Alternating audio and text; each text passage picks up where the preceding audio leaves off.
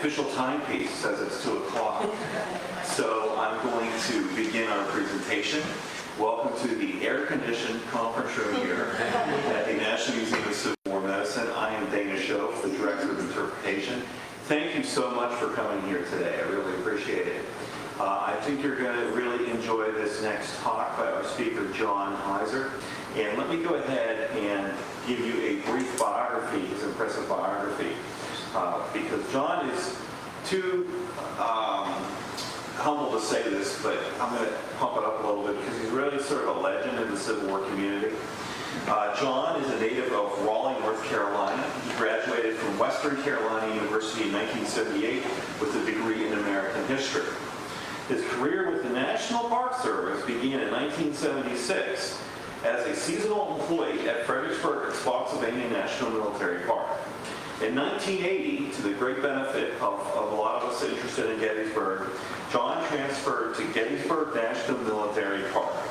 There he held positions in several of the park's divisions, including the Division of Interpretation and Visitor Services, the Chief Historian's Office, and in the Structures Preservation Division. He was valued in every division in which he worked. In 1997, he returned to the Division of Visitor Services as a historian, where he developed Gettysburg National Military Park's first website, provided research assistance to park staff and visitors, and managed the park's research library. And I can attest John was very helpful to me when I was up there on a number of occasions to do some research. He presented annual battle walk programs on different aspects of the engagement, which are missed. They were beloved battle walks and are missed by all of those that partook of them.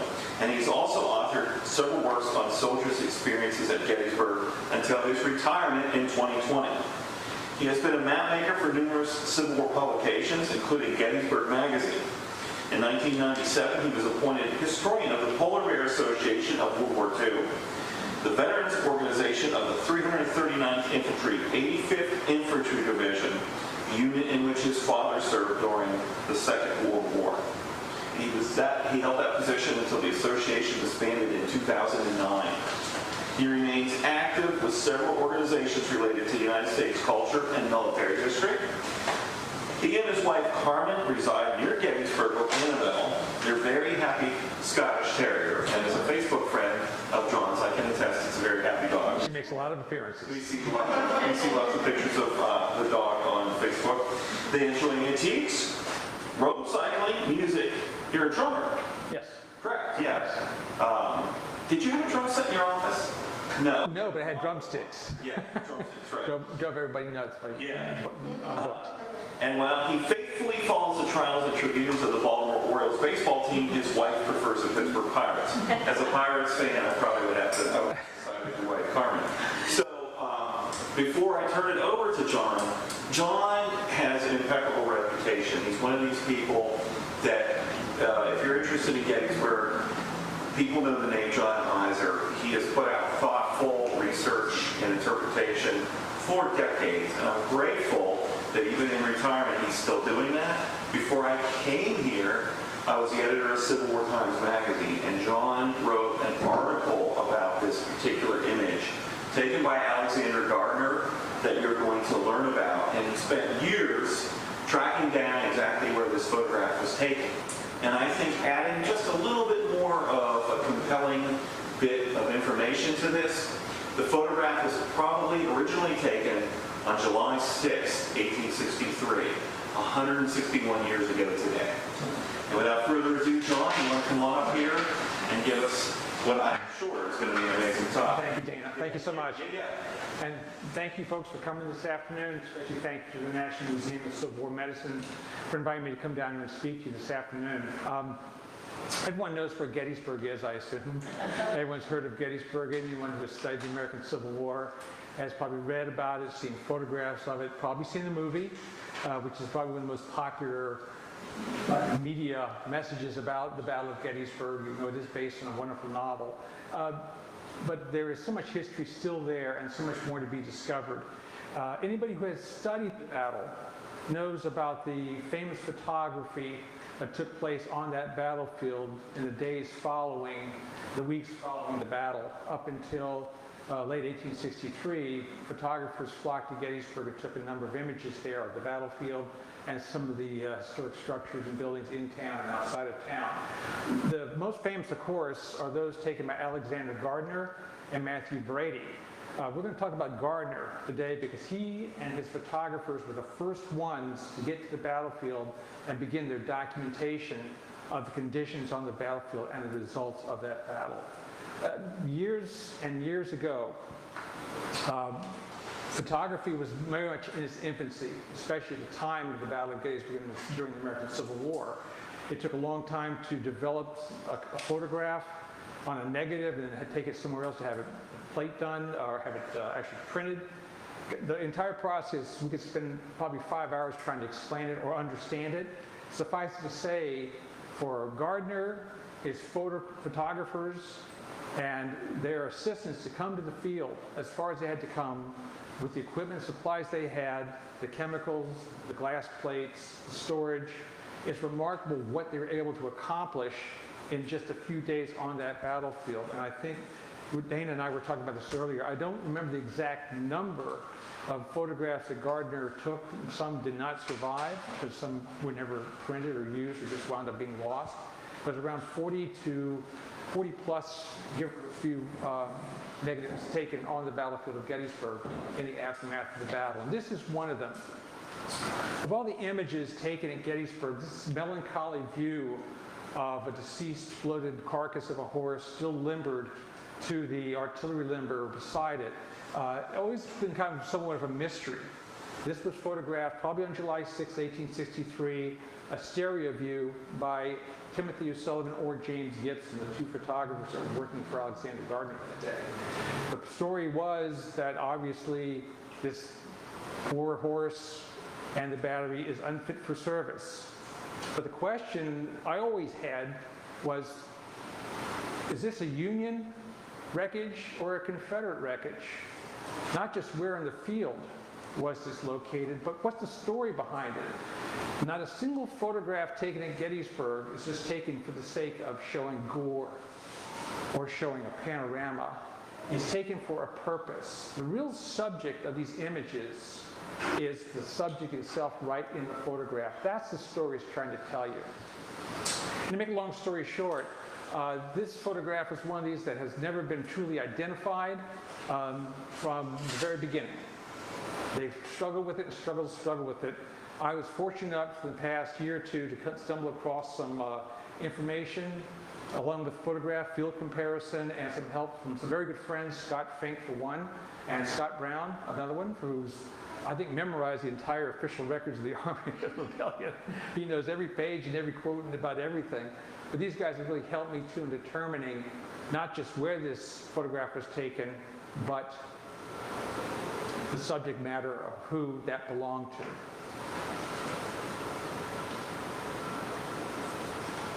A little bit of background on these images. Alexander Gardner, everyone knows that name who studies Civil War photography.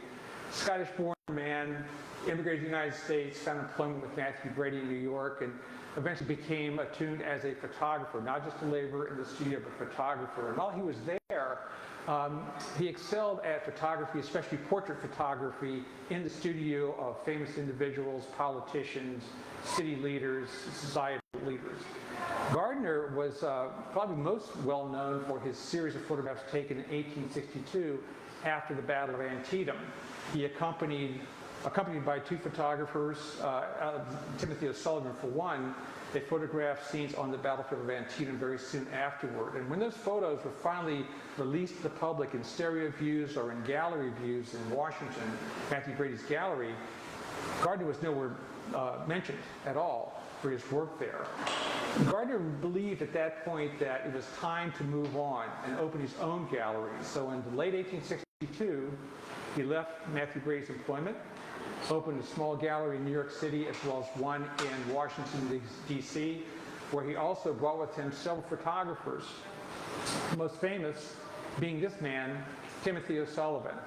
Also foreign-born, O'Sullivan came to the United States, learned the photographic trade under Matthew Brady, became very close friends with Gardner, and when Gardner opened his own gallery, O'Sullivan went with him. James Gibson was the other photographer, and he's kind of a mystery because not a lot is known about him. He worked for Brady as a laborer, learned camera techniques, film techniques, and had started to excel with using stereo view cameras when Gardner left, and he also came on employment at Alexander Gardner. Most of their work at that time in the winter of 1863 was studio work in DC, New York, taking pictures of various families, dignitaries, socialites, and things like that. But when the campaigns began in the spring of 1863 in Northern Virginia, Gardner sent them to join up with the Army of the Potomac. By that time, Gardner had received credentials as the official Army photographer. He had a small card he handed out almost like as a pass. It didn't always get him into the officers club, but it was a pass that I'm the official Army photographer, a title that was really not official, but it was given to him almost as a grant. Okay, that will allow you to accompany the Army with the rest of the press, what they called the Bohemian Brigade. The press always followed headquarters, reported on activities, the generals, the officers, what people were saying. That's how the news got back to the newspapers in the North and eventually filtered to the South. So, summer of 1863. Gardner's photographers are with the headquarters of the Army of the Potomac as they make their way to Tarrytown, Maryland. Gardner at one point will return to Washington before he'll try to rejoin his photographers. He goes to Gettysburg, Maryland to see his son who's in a school, their private school, while his photographers still accompany the headquarters. By the time things are starting to settle down around July 3rd, July 4th, the photographers will start to make their way to Gettysburg and at least get here, you think, by the afternoon of July 5th, they begin their photography work. Gardner will not arrive until late in the day, probably around 4 or 5 o'clock that afternoon, get up with his photographers, go out in the field, and really start serious photography that next day, July 6th, continuing July 7th into July 8th, as late as the 8th. The photography at that time is very, very simple. The majority of the products were what you see here on the left. This is a stereo view. This was home entertainment up until the development of moving pictures and the movies. People bought stereo views of historic scenes, and many of them produced just like this by Gardner's studio and some by Brady and many others. These were sold. This was their primary source of income as far as the general public is concerned. And some of them, as you can see here on the left, were quite graphic, the results of combat at the battle on the battlefield of Gettysburg. But the mystery around these photographs went on for years and years and years. No one ever really wanted to know exactly where these photos were taken. It's not until 1975 that William Frasnito published his well-known book, Gettysburg: A Journey in Time, a wonderful study of the early photography at Gettysburg, where the scenes were taken. The one thing that Bill always questioned, though, was not just the scene on the left where these images were taken, the Harbors of Death images and some others, but also the image titled Unfit for Service. Bill really had no idea at that point in his early research time where that photograph was taken. And he reiterates that subject again in his subsequent book, Early Photography at Gettysburg, that there was no really way to identify the location of that destroyed limber chest with the artillery horse still harnessed to it. What Bill did, though, was set a foundation for our study of photography at Gettysburg and the scenes that we see in that book as well as in magazines and publications. This stereo view of that scene is first published in the late 1880s or 1890s. It doesn't make the early publications like Gardner's sketchbooks of the American Civil War.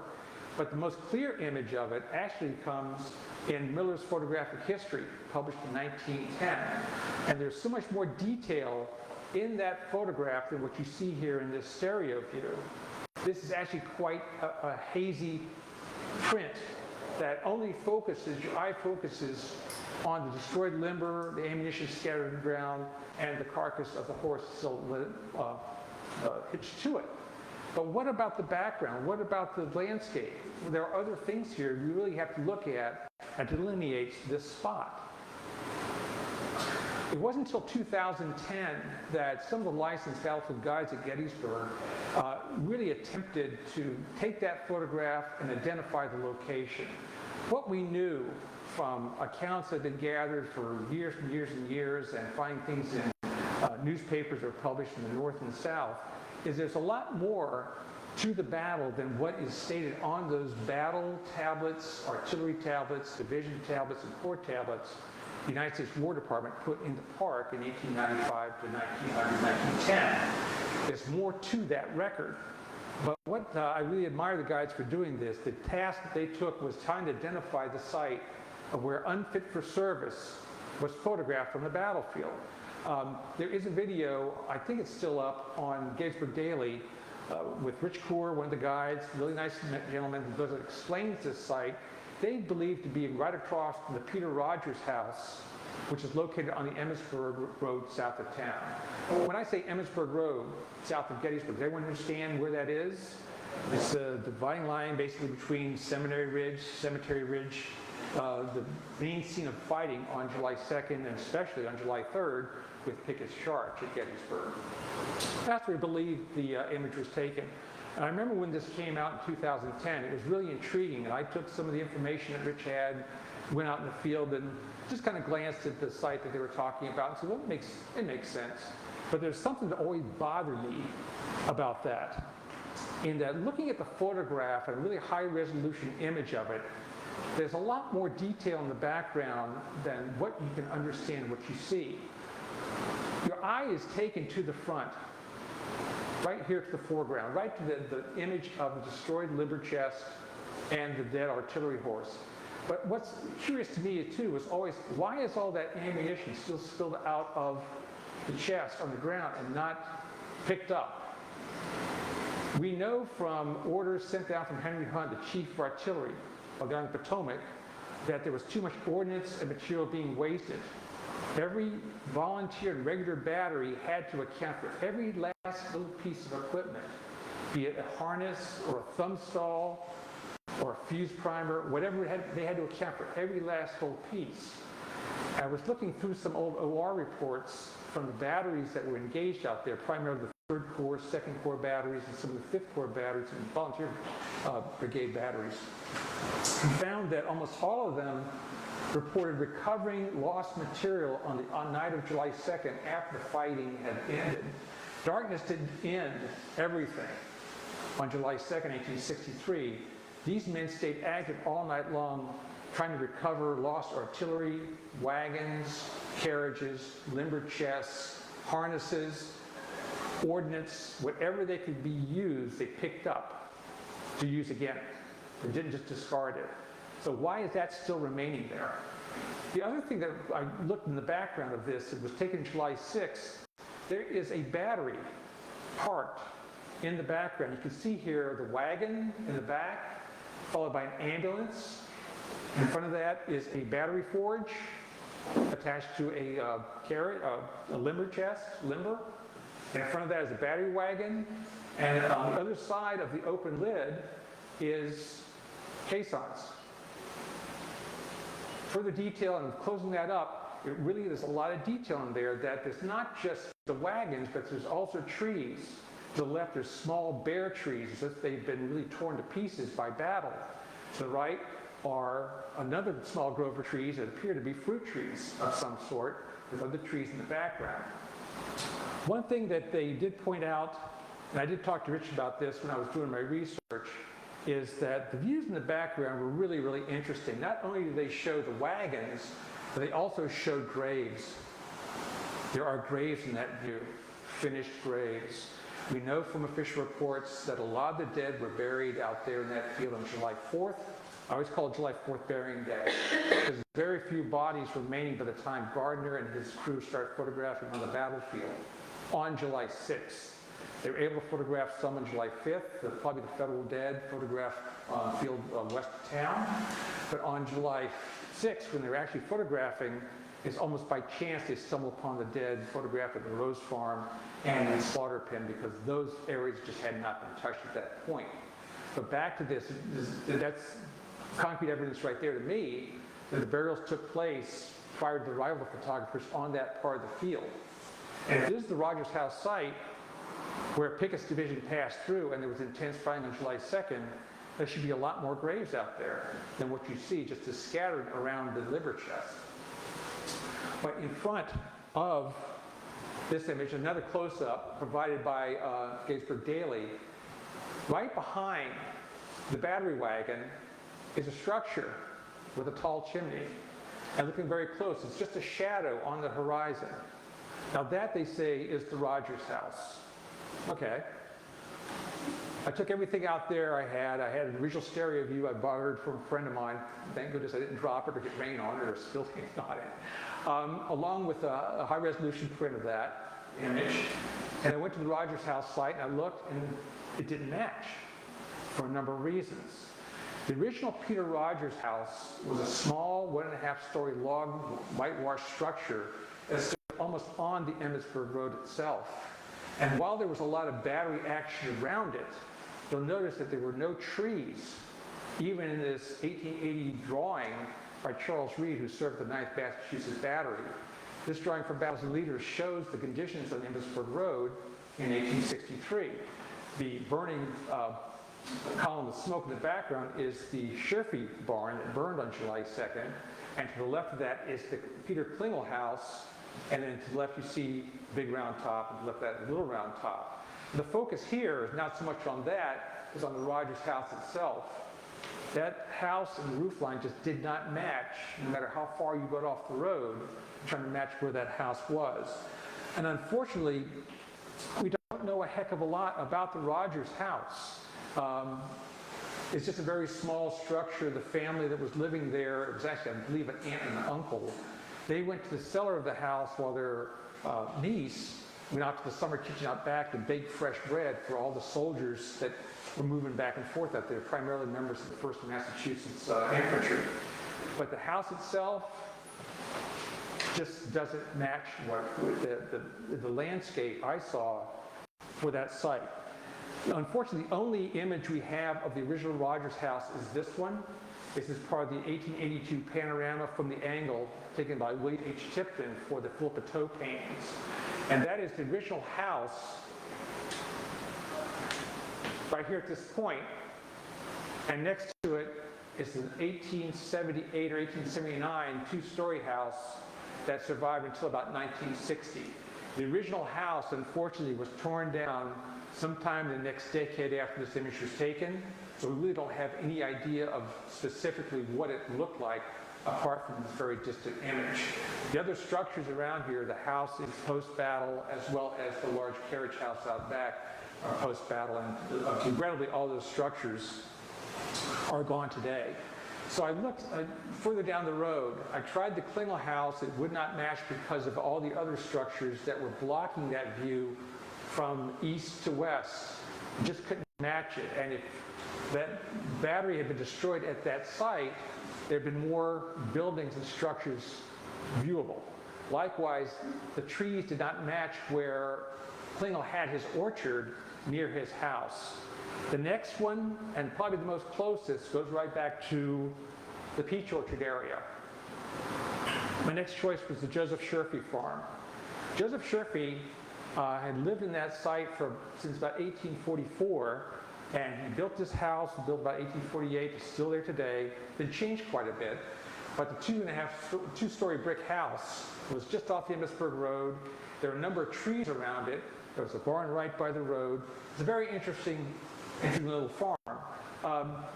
What struck me too was he's the one who owned the peach orchard itself and owned other orchards that were around the house. He had a prolific fruit business in 1863, not just for himself and his family, but he sold these fruits, canned fruits, to the grocers and merchants in town, who in turn sold them, basically supply and demand. And it was in the early 1860s that he started to develop different types of peaches, almost like this crossbred. This is going to be the super peach, right?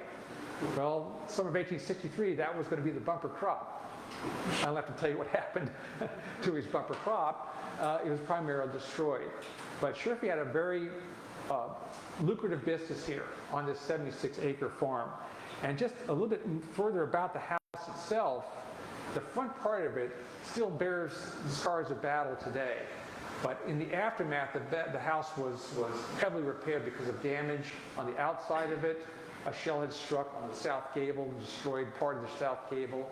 The chimney itself, you see here, is quite tall. Really stands up above the gable of the house, or the peak of the house. That was also changed. Now today the house doesn't look like that. The house line, the roof line, and the chimneys were changed completely. So that part of the house really does not exist.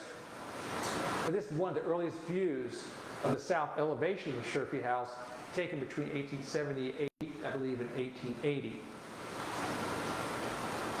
Where Sherfy Farm is located is just north of the peach orchard, along the Emmitsburg Road.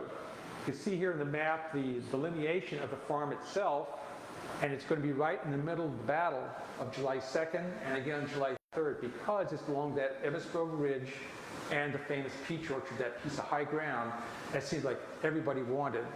At least Dan Sickles wanted it on July 2nd. That's why he moved out there, and the Confederates wanted it on July 3rd.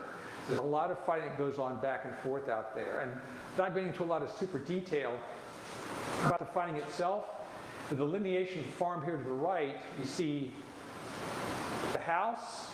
Out back was a small cannery. This is where they did most of their fruit canning. Summer kitchen, there's hog pens, chicken house, and the barn itself is right by the Emmitsburg Road.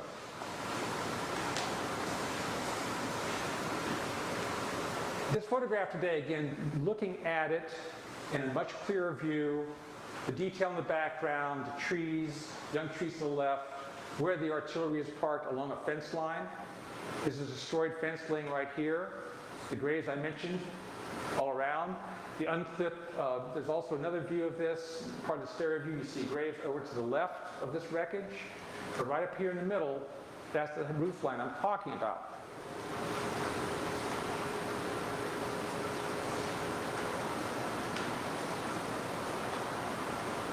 And in turn, that's the view today.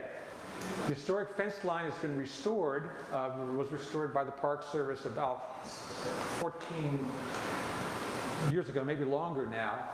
It goes right through the middle of what they call Excelsior Field along Sickles Avenue. The house is still there, even though the roof line has changed a little bit. It's actually raised a little bit, maybe about half of a foot from its original contour. The barn has been rebuilt. This is the 1873 barn. Sherfy lost his barn on July 2nd, 1863. It caught fire and burned to the ground.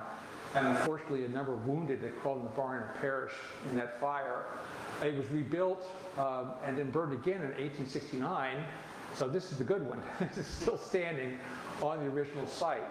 And that's why you don't see the barn in the 1863 view, because it's gone. It was not there by July 6th. It had been burned down 3-4 days before. I found this spot, did a panoramic view of it, looked at the stereograph, and what struck me too was, okay, who did this battery belong to? Who left this limber chest and all of his ammunition out in that field for so long, and why wasn't it not picked up by federal burial details or ordnance recovery crews in a day or two after the battle? So there are a lot of leanings to me that this was a Confederate piece. It was from a Confederate battery. As they did in Gettysburg Daily, Rich Clore pointed out it was probably Gardner's South Carolina battery, the Palmetto Light Artillery. Now, I thought, well, that makes a lot of sense, but trying to find information on Gardner and his battery was very, very difficult, because so little has been written about them. Their reports of the battle did not survive. They're not in the official records of the War of the Rebellion, nor are the reports of his battalion commander, Matthias Henry. Those reports did not survive. The tablets from the field, that's another question altogether. Those tablets are really kind of misleading, because all they say is these batteries were in action on July 3rd near this location. Doesn't make much sense. Not when there's other accounts that verify at least 2 batteries from Henry's battalion were sent from the southern end of the field to support this artillery line in the cannonade prior to Pickett's charge. So doing a little bit more research, and this is where fellows like Scott Fink and Scott Brown both fit in. They helped guide me in some other general direction. And Scott, I think I really have to give him kudos on this. He had found an account in a very obscure South Carolina newspaper written by Hugh Gardner. Hugh Gardner was a very young man. I can get into him in just a minute. But in the aftermath of the war, he wrote nothing about his experiences, absolutely zero. And trying to find anything even about him was very, very difficult. His papers are at Furman University. There's very, very little in there about his Civil War experience, especially with this battery. But it made sense in looking at the reports of other battalion commanders, specifically Eshelman, Washington Artillery in New Orleans, Deering, Alexander, as well as part of Cable's battalion, that there were at least 2 guns sent up, two batteries sent up from Henry's battalion to participate in this cannonade prior to Pickett's charge. What I did find too was that the sections that were sent up from Henry's battalion were not sent up by Henry himself, but by John Chief Haskell, who was a staff officer initially, then attached to lead the battalion for a number of reasons. There's a long story behind that too. But suffice it to say, Gardner's battery, as well as another battery from Henry's battalion, then are stationed in the peach orchard. And why are they stationed that far south? I think that question came up once before. Why are they stationed in the peach orchard so far away from where the point of the infantry charge is going to go, farther north? It's their job, and Gardner says this later, to suppress the batteries on Little Round Top. There's 2 Union batteries on Little Round Top that could do a lot of damage to the infantry charge. It was up to these batteries then to contest those guns up on Little Round Top. And at 1 o'clock in the afternoon of July 3rd, the cannonade opens. Guns start open fire, and the cannonade begins, will last about an hour and a half. This is Major John Chief Haskell, who had a really storied wartime career. He was severely wounded in 1862, lost an arm. Young man rejoined the Army. He was a favorite of many, including Stonewall Jackson and others who recognized his talent. And in the spring of '63, he rejoined the Army of Northern Virginia because he was going to replace Matthias Henry. Henry was a young officer from Kentucky, expert artilleryman as well. His battalion was attached to Hood's division of Longstreet's Corps, but Hood was going to go west. Soon after the Battle of Chancellorsville, they were working on getting Hood to go west to join Johnston's army in Western Theater. Hood wanted Henry to go with him. So the idea was these guys were going to leave, and that battalion's not going to have a leader. Haskell came in to take over, but then the campaign began. John Bell Hood's on the campaign, as well as Matthias Henry. And Haskell and Henry are going to share duties with that artillery battalion during the entire campaign and the rest of the campaign into 1863 and even afterwards. But Haskell himself does not write about his experiences till long after the war. And he does not file a report of his experiences and what he did under orders at Gettysburg until long, long later. And the report basically was just lost, obscurity, lost to, we don't know where it is, never did find it. But the point is, Haskell is one of the most prolific writers about the experience of July 3rd and taking those 2 batteries to the Peach Orchard, one of which belonged to this very young man, Hugh Gardner. Gardner was not militarily trained. He was a student at the State University of South Carolina. Glowing student in 1861, he joined the 2nd South Carolina Infantry in Company D. Wound up as a corporal and was supposedly the color bearer for a while. But in 1862, he used family influence and money to leave the 2nd South Carolina and raise his own artillery battery. He had no experience with artillery, but he was bright enough to learn from the people around him, read manuals, and understand how artillery was formed. And what's unique about him, his enthusiasm, this youthful enthusiasm, affected the people around him. The people of Columbia, South Carolina donated church bells that were smelted down and made into 2 Confederate guns for his battery. Now, by the time of the Battle of Gettysburg, Gardner's South Carolina battery has 2 sections, or actually 3 sections. One section, everyone understands what an artillery section is. You know, a battery in the Union Army has 3 sections, usually 2 guns in each section. It was no different than Confederate batteries, even though some of the Confederate batteries only had 4 guns. Gardner had 3 sections in his battery, but there was 2 guns that were left behind in Virginia. He had 2 Napoleons and 2 Parrott rifles, 10-cal Parrott rifles. When his battery was stationed in the Peach Orchard, He evidently kept Napoleon's back because the Parrott rifles were more effective at the range he had to hit at Little Round Top. And there wasn't enough space in there between he and Manley's battery, also from Henry's battalion, to face all 4 of their guns, actually a total of 8 guns, in that little space there adequately to cover their front and operate efficiently and, to be honest, safely. It was impossible. So he probably just used the 2 10-pound Parrotts. As the cannonade continued, line died off around 3 o'clock. The infantry goes forward. Pickett's men cross over the Gettysburg Road north of their position, and they go in, and things start to happen. The problem now is the majority of the Confederate batteries have not adequate ammunition to cover the infantry charge. The order comes down from Longstreet through Alexander, to Eshelman and the others there to send guns forward to support the infantry. And one of those guns is a section, probably the 2 Napoleons, from Hugh Gardner's battery, 12-pound Napoleon guns. So the Confederate artillery will advance from that artillery line that's designated along Gettysburg Road. There are about anywhere between 8 to 10 artillery pieces that will advance. One section under Gardner, under a young Lieutenant William McQueen, and McQueen knew Gardner very well. They went to the University of South Carolina together. They served in the 2nd South Carolina Infantry. When Gardner left the 2nd South Carolina, he pulled McQueen with him. He became lieutenant section commander.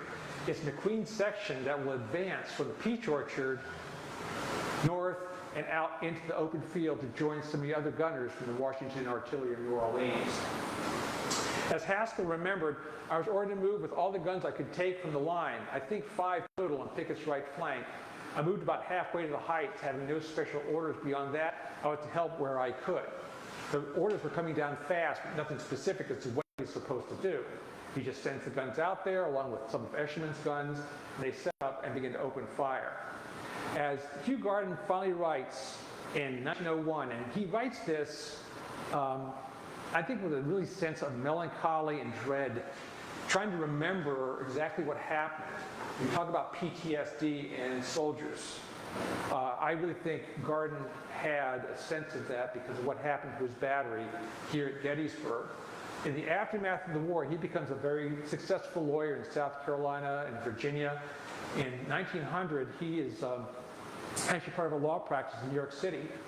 And he gets a letter from Lloyd Collis, who was the son of Charles Collis, commander of the 114th Pennsylvania Infantry. And Lloyd Collis is trying to put together a brief history about what the 114th Pennsylvania Infantry did at Gettysburg.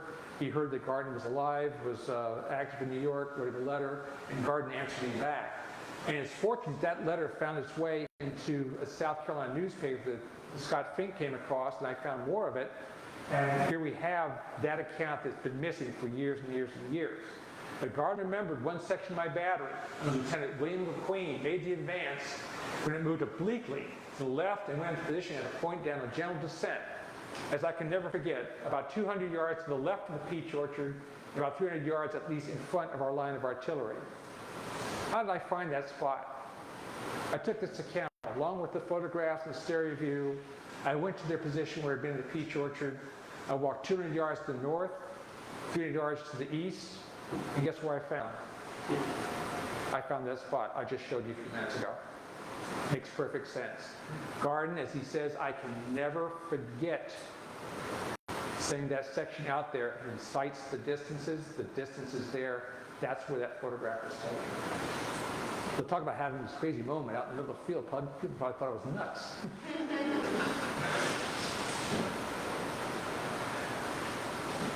J. Merrick Reed was a gunner in that section, and he started to write quite a bit. He wrote Gardner and several others asking them for accounts of their experience at Gettysburg, and his account was finally published in the Anderson, South Carolina newspaper, and it's very, very graphic, for lack of a better term. Reed was one of the few survivors who wrote prolifically after the war, tried to at least correct the record of the battery and what it did at Gettysburg, because the record on the tablets there was inadequate. But Reed's account, you see part of it here, the devoted third section, that was under Lieutenant McQueen. Promptly limbered up, each man assumed place. We moved quickly, obliquely across the descent through orchard waving wheat, on under the black yawning mouths of 24 guns in the heights above. Silently gaping and yawning at the amazing audacity, waiting developments, they came quickly. As the battery went into action, load fire, the first shots got an automatic response from those Union guns along Cemetery Ridge all the way up to Little Round Top. And it was a death trap. They were indeed facing around 24 to 26 Union artillery pieces, no more than a half-mile away. Hell broke loose. No sooner had flame and smoke gushed after the hurtling shell than Round Top Hill became a veritable volcano of destruction. Hurling metal missiles that hissed or shrieked or wailed through space, the ground was plowed and torn. Man after man went down with his death hurt or sabling wound. Not a horse was left to move a wheel. What I did not include up here was the incredible detail of his narrow escape, which writes, I had a miraculous escape. Corporal Robert Small and Private Thomas McIntosh were both mortally wounded by a shell. These men were for the instant in line, one behind the other, and I directly in line with them when they were struck down. Yet I was untouched, save by a glob of warm, quivering flesh from one of the victims, which hurled against my shoulder and stuck tenaciously for some time, and the stain on my jacket for days. Where did that line shot go? Eternity may answer, but I survived. That's how Sherfy's going to get. The two men in front of him were blown to pieces by a shell, and somehow he survived with their body parts strewn all over him. That's what happened, that section out there. It only took about 10 minutes, if that, for those Union guns to suppress that fire. And a lot of the Union accounts from the batteries on Cemetery Ridge all remark that after the couple shots, they concentrated on those guns. They say anywhere from a battery of Napoleons to 12 Napoleons came out. And in most cases, I think especially amongst the Washington artillery, the gunners fired one shot, they limbered up when they got out, or they just left the pieces. From that point on, it was every man for himself. The last section out there was McQueen's, at least tried to keep up a fire, doing what it's supposed to do, but by that time it's hopeless. And this gives a brief panorama of the location where the section was located, shooting to the north. The Cemetery Hill in the distance, Pickett's charge, the infantry would be up in here. There's a general area while the fighting's going on, and they couldn't see anything because of the smoke and dust. No one can see at that distance. It's almost not quite, a little over half of a mile. The tree growth blocks some of that today, and it was wide open in 1863. But this is also the view from that location over the Abraham Trossel Farm, to Cemetery Ridge, where these Union guns were lined up, turned from the infantry to concentrate their fire on this Confederate battery out there in the middle of the field. As Captain Patrick Hart, 15th New York Battery, remarked, immediately afterward, the Confederates brought a section to bear on me. I brought all of my guns and my battery to bear on this section. That's basically 6 against 1. The first gun I fired exploded one of his limbers.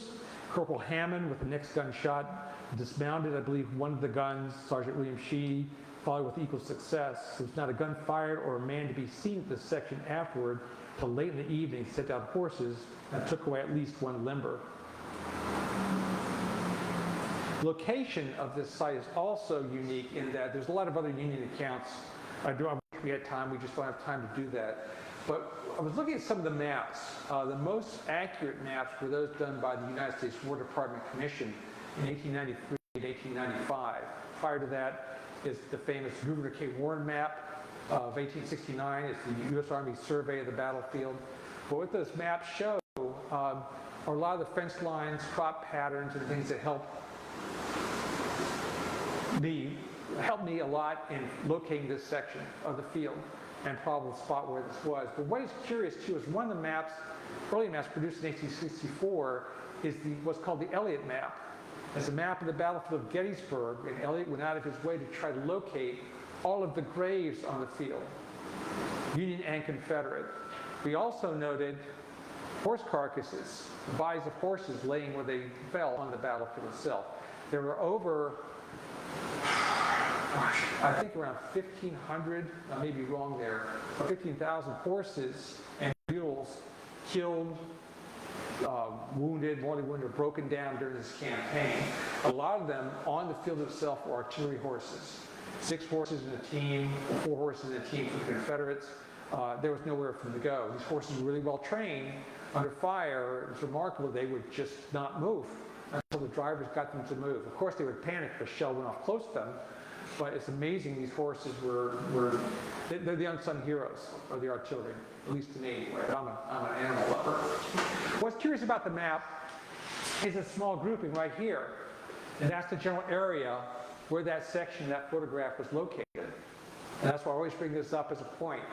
There's a lot of inaccuracies in the Elliott map. I don't rely on that for everything, but he's curious in some of the cases that parts of the field that he's shown graves, try to number the graves, individual or group graves, he's right on the spot. He's very accurate. After the battery of the second had started to really crumble, artillery fire is coming in, things are going haywire. Gardner comes riding up and sees what's happening out there. This is only about 10 minutes after they've been in action. He meets a wounded Lieutenant McQueen stumbling off the field. He gathers about 4 or 5 privates and a sergeant and says, we've got to go out and at least bring the wounded off. And Gardner writes very graphically about this, that he's scared to take horses forward because the Union guns are still firing, and behind him some of the Confederate artillery now is firing over his head. So he's caught between 2 fires, trying to bring off some of his wounded as well as some of his dead, and then try to recover the cannons and the limber chest left out there. Graphically, as he's carrying one wounded soldier back, they pass by a wounded Union soldier, officer who's been laying out there, he said, for 2 days, and Gardner has time to give him his canteen and say, I can't come back for you, I can't help you right now, you take my canteen, I've got to get my men off the field. And he's able to recover at least the guns themselves, but leaves behind a limber chest and exploded caisson. The caisson, of course, is the attachment to the back of one of those limbers. I really think that that is the result right there of what happened with Gardner's section that afternoon, July 3rd, 1863. But by the time he's able to get the gun off, orders have come down for Eshelman to pull back his guns, Cable pull back their guns to Seminary Ridge to resist a possible Union attack. Gardner has nothing else to do but take his wounded, take his lone gun and what's left of his battery and retreat to Seminary Ridge, leaving behind the wreckage and the ordnance, the dead, that are probably buried around that gun that belonged to him. That's the story of Unfit for Service. Now, a side note to this is if you go to Gettysburg and onto the battlefield, you'll go to the tablets of Gardner's battery, Henry's battalion, and the other batteries in Henry's battalion. On July 3rd, like I noted, it will say the battery was in action here on July 3rd, resisted Farnsworth's charge, whatever. That's not true. When the park was first federalized in 1895, William Robbins was the Confederate commissioner. He was the former Confederate officer at 4th Alabama. He served on the park commission, and his job was to develop text for all the tablets that the War Department put on the field. He used the official records that were on file in the War Department in Washington, D.C. And as I mentioned earlier, reports from Henry's battalion and Gardner's battalion could not be found.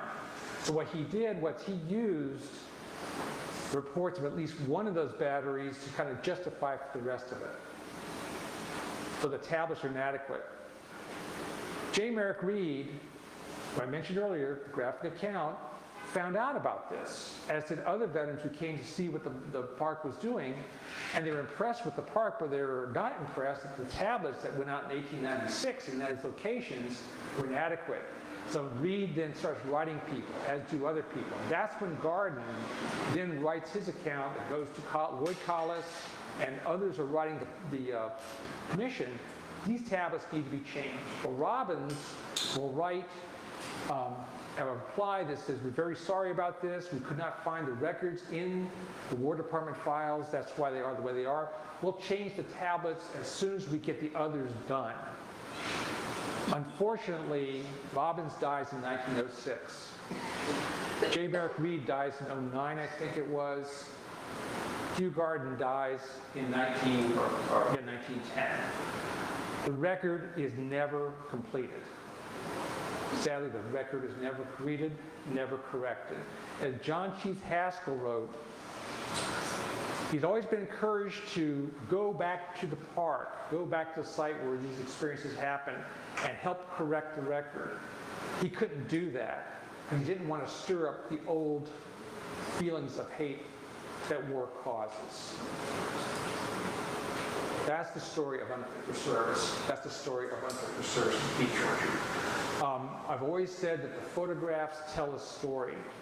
And now we know, thankfully with the research I've done and the material we found, that the story can be told of who belonged to the gun, that scene that's there, who owned that limber chest, possibly who rode that horse that now is lying there as a bloated carcass.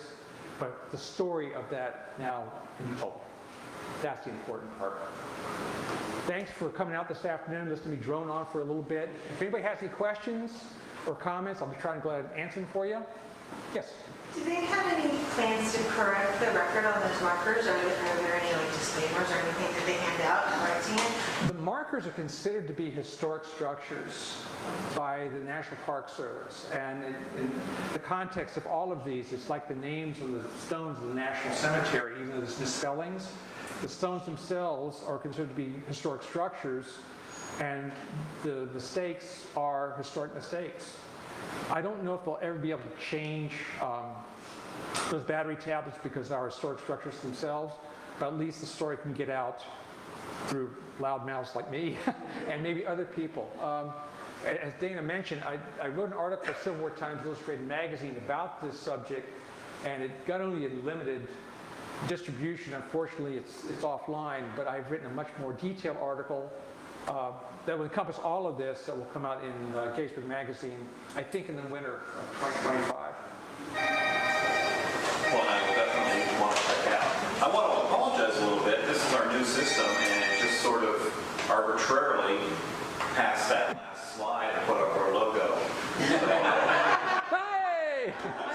Not sure why, but we didn't mean to force that off the screen.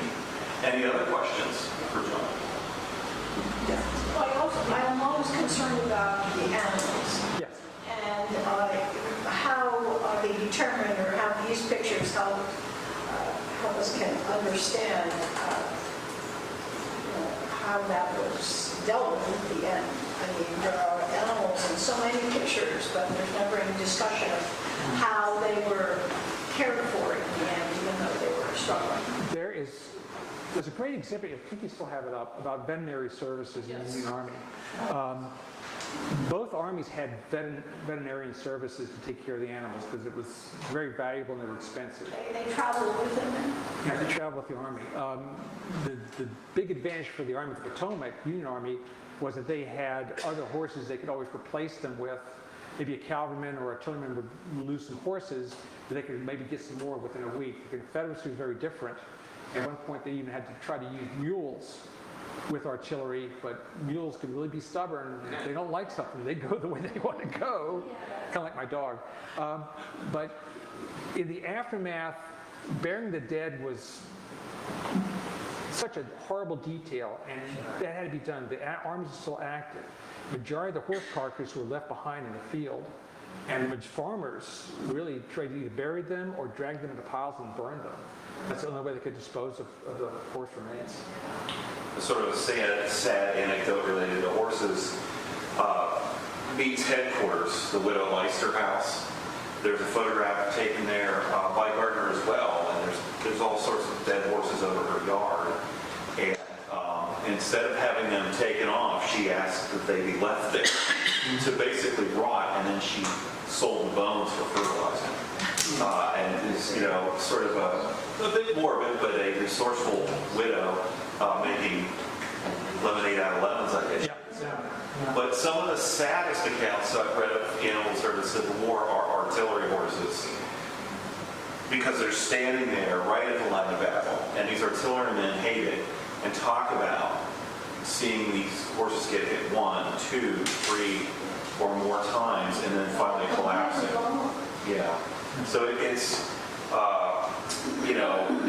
and you can talk a little bit if you want, John, about this, but Gardner, of course, at Gettysburg manipulated some casualties most famously the sharpshooter, so to speak, in Devil's Den. And I think maybe this scene, he would have seen he didn't have to manipulate anything here, right? There's pathos right in front of him. There's obvious evidence. This I go back to Bill Frasnito and actually Frederick Ray, back in the 50s in Civil War Times talked about this. The sharpshooter in Devil's Den, the body was moved and then placed behind the barricade up on Devil's Den and then photographed with exposures for a really great story about how the young man laid down and died for the cause of the Confederacy and home and all that, which we know now was I don't want to call it fake because it's not fake. That poor young man was dead. That was a human body laying there, but it's a manipulated view. Where a lot of the other images that Gardner took at Antietam, Gettysburg, many other battlefields, including Brady and some others, didn't have to manipulate anything. And I think Dana has a great point here is that there's so much to tell in this photograph that there's nothing to be manipulated or moved around, nothing to enhance it to make it look more dramatic.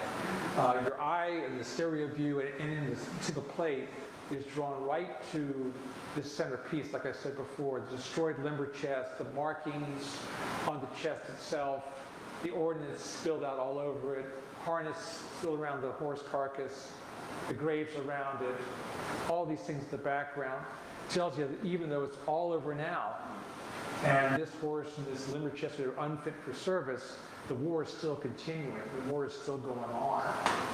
And those Union troops on the Emmitsburg Road are heading south. Heading south. They're in the act of pursuing the Army of Northern Virginia. And that's basically what you're witnessing. Yeah, this is barely 2 days after the battle was ended and the armies had left barely 24 hours before.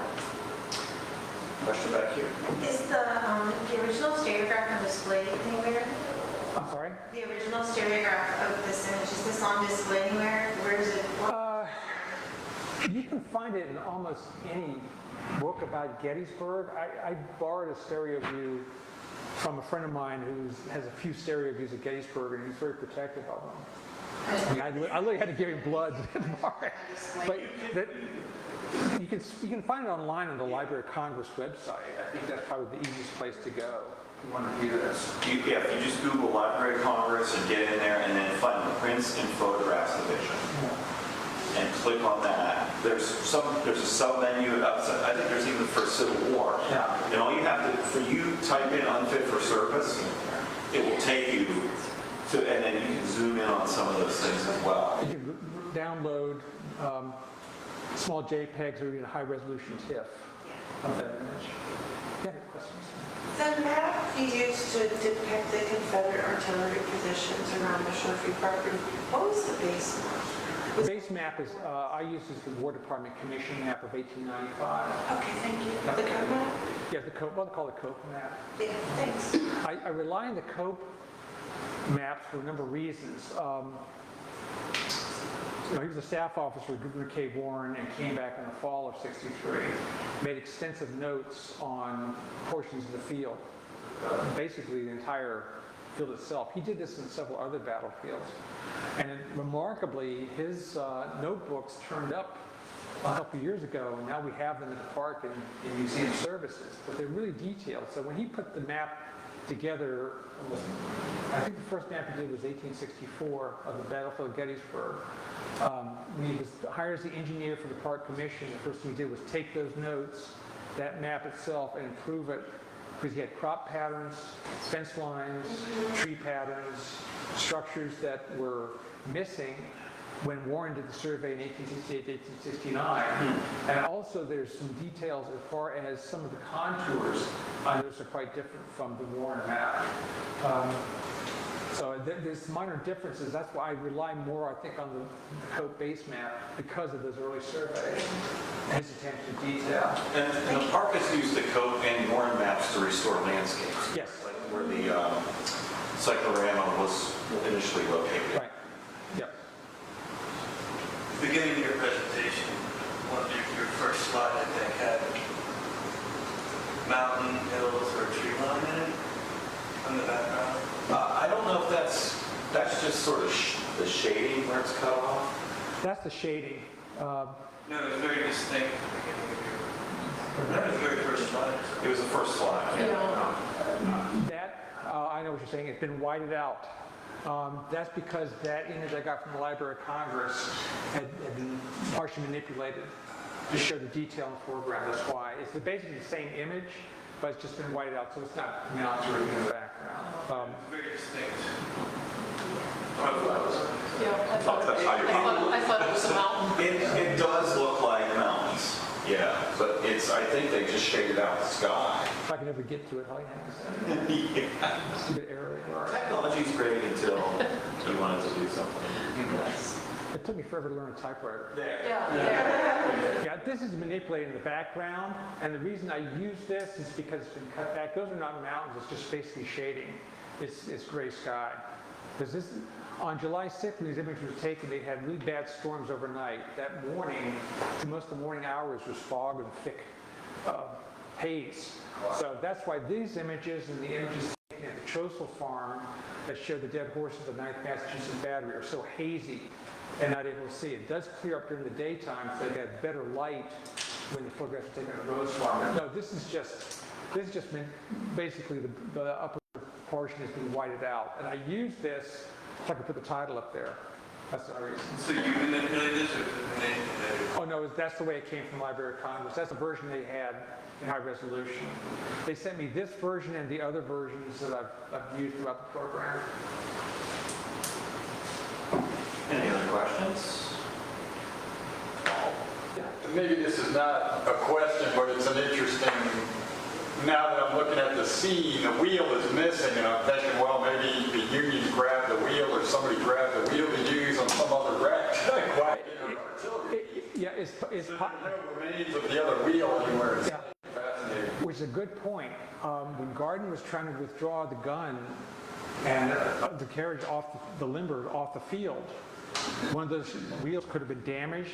They took it off the ground or took this one, used that one. And the caisson always had a spare wheel on it. And the damage that one section faced, I think it was not clear whether it was 2 guns out there or 1. I think it was 2. But the damage those 2 guns faced in just that 10 or 15 minutes of Union fire blew up a caisson, destroyed a limber chest, possibly this one, damaged the gun so bad they had to drag the gun off the field. I really think they just grabbed whatever they could, put the wheel on, just to get the thing off the field. So what you see there, I think the damage had already been done. They couldn't get the harness off the horse. They just left the horse, everything there. Yeah. But that wheel that would have been over there, may have been knocked off, the axle bent, axle broken. We just don't know. Yeah. You're right, that's right. They always carried a spare wheel on the back limber chest with a cannon and the front chest. I don't want to over-speculate, too. The only really good account of recovery from that comes from Gardner and a little bit from Haskell, about how Gardner had to go out and recover his battery. I wish there was something more from Jane Merrick Reed and a few others about the task of getting all that stuff off the field. Reed will mention in his article the soldiers who assisted Gardner in doing that. It was about 5 or 6 others. You can imagine trying to drag a 1,200-pound bronze tube and accompanying carriage off that field and save the gun. That's the priority over the limber chest and things like that. Those can always be replaced. It's the gun itself that's hard to replace.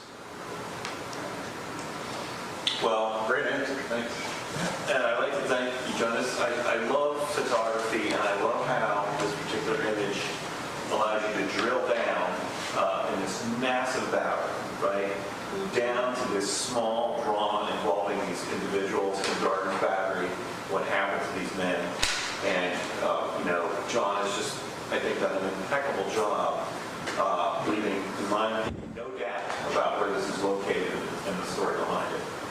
Thank you very much. Thank you, Dan. Thank you, guys. Thanks for coming. Appreciate it.